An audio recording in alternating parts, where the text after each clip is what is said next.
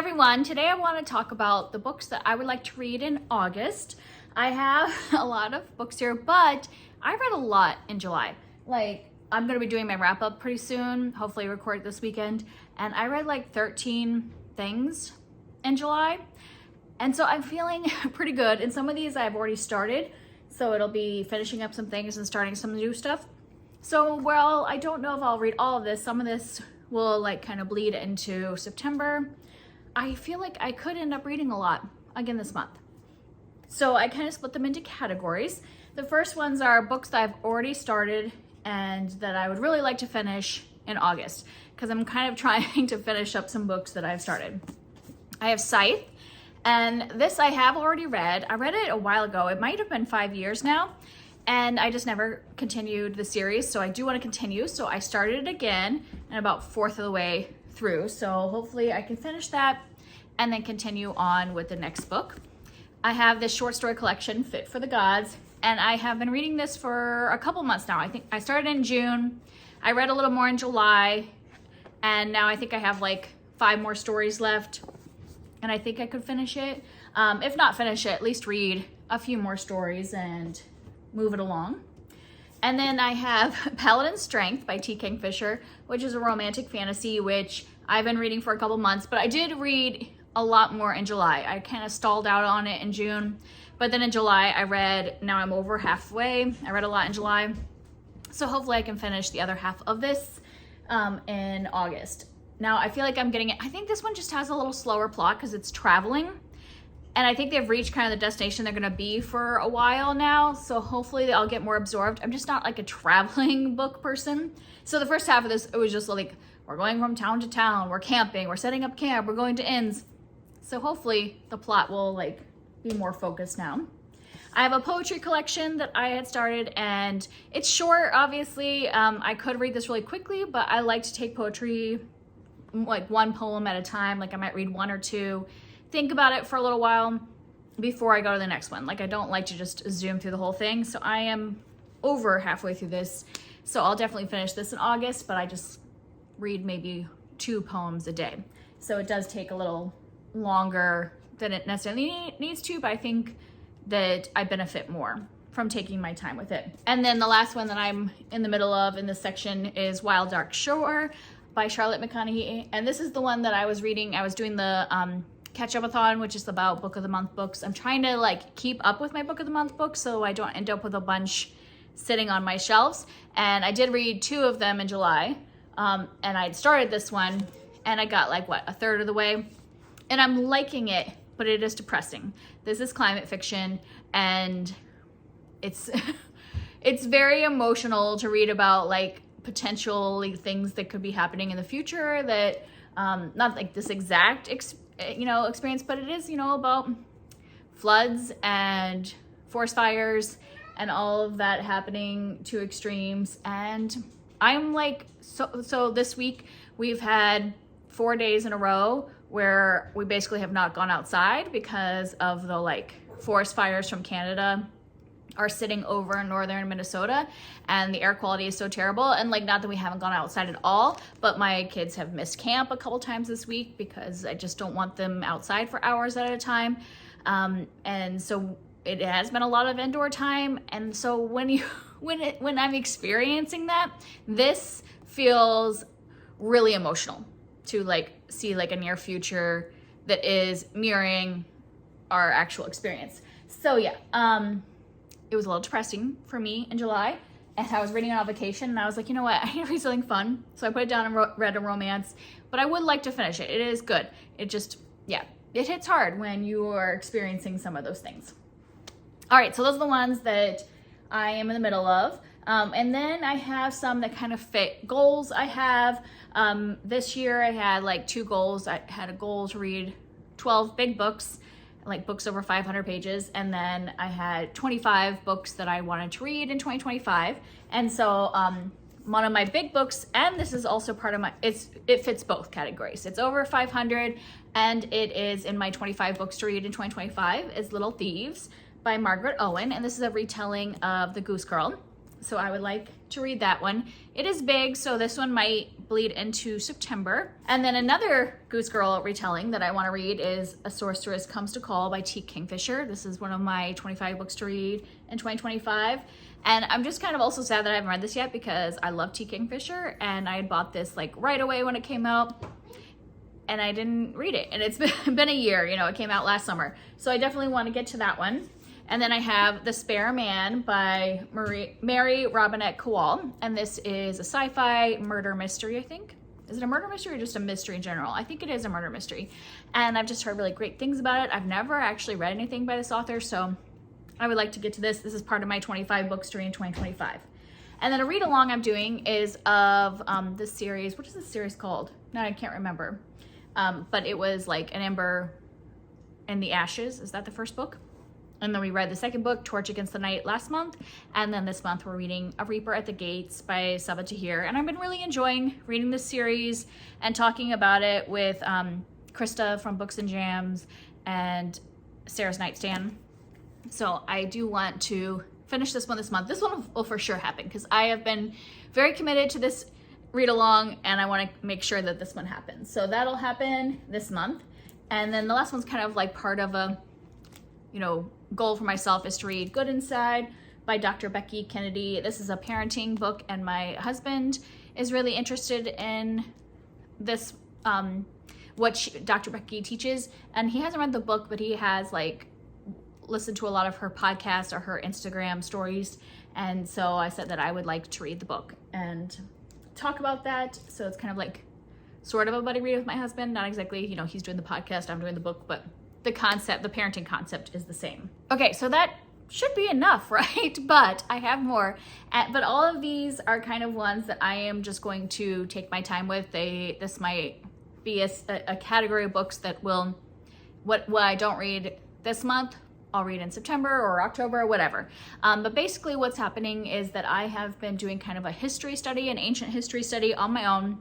I just found a curriculum and I've been doing it. And as part of that, I've been reading nonfiction around like certain areas of ancient history.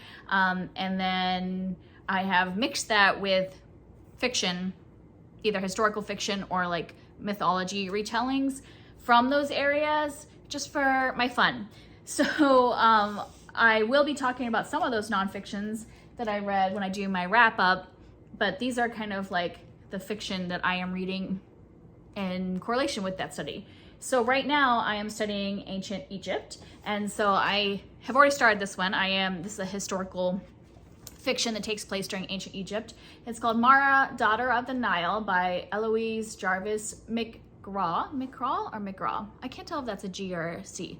I'll look it up online. But this is historical fiction taking place during the reign of Hatshepsut. And we are following a woman who is a slave and she gets sold to another person who makes her a spy for the queen.